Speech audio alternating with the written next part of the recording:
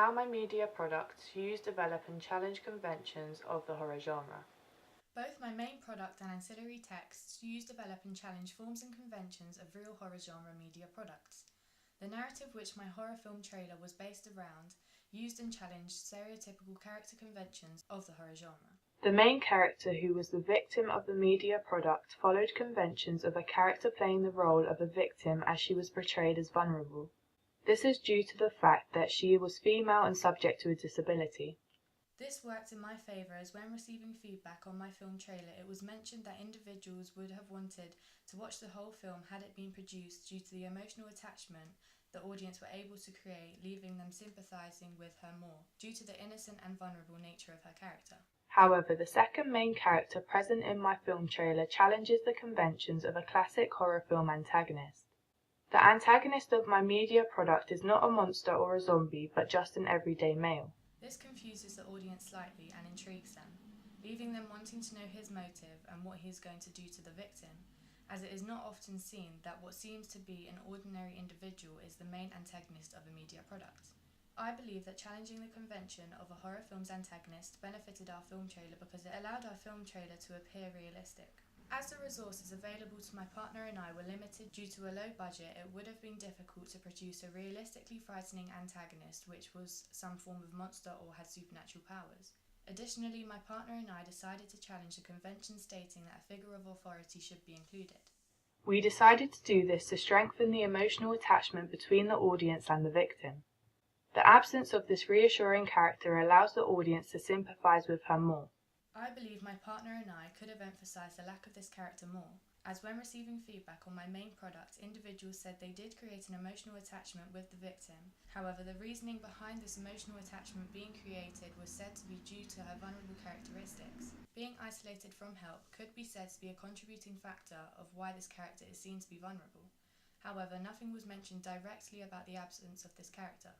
Therefore, I believe this character's absence could have been amplified more during my media product to successfully achieve our aim. My main media product develops and uses forms of technical conventions of the horror genre.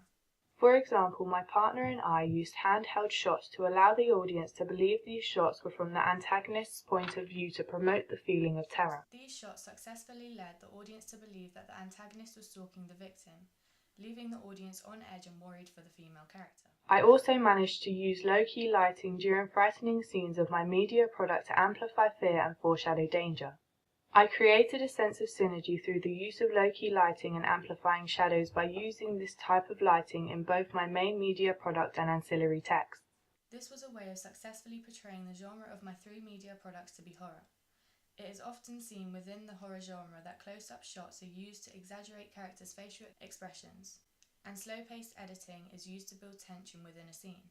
During my film trailer, I combined and developed these conventions to create a suspenseful atmosphere which suggested danger was approaching. I did this by displaying a medium shot of the main character faced away from the camera, turning around so that her facial expression was visible to the audience.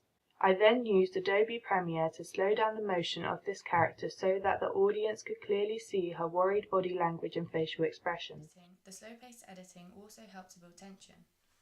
The final technical horror convention my partner and I decided to use was the use of sudden sound in otherwise quiet scenes. We used this technique when the antagonist appeared on screen. This sudden sound comes unexpected to the audience, frightening them and therefore leading them to the conclusion that this character is definitely the antagonist. I think this technique is simple but effective and therefore believe it would have been beneficial for our media product if we had used it more.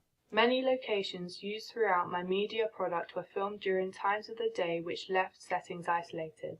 This created a very solitude atmosphere and follows the convention that many horror genre media products are located in empty areas where no one is around to help if disaster were to strike.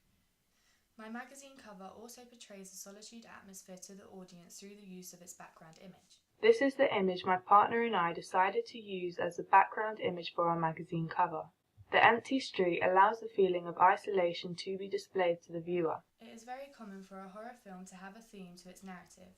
My media product develops this convention of horror genre media products having just one theme to its narrative. I have developed this convention by combining several themes within my media product's narrative. The themes which I combined were isolation, revenge, and romance. This decision was made due to the focus of the narrative of my media product being based on a love-struck male who was seeking revenge, as his deaf-isolated lover had lost interest. I believe the combination of these themes is what led my media product to reach its full potential and develop its style within the horror genre.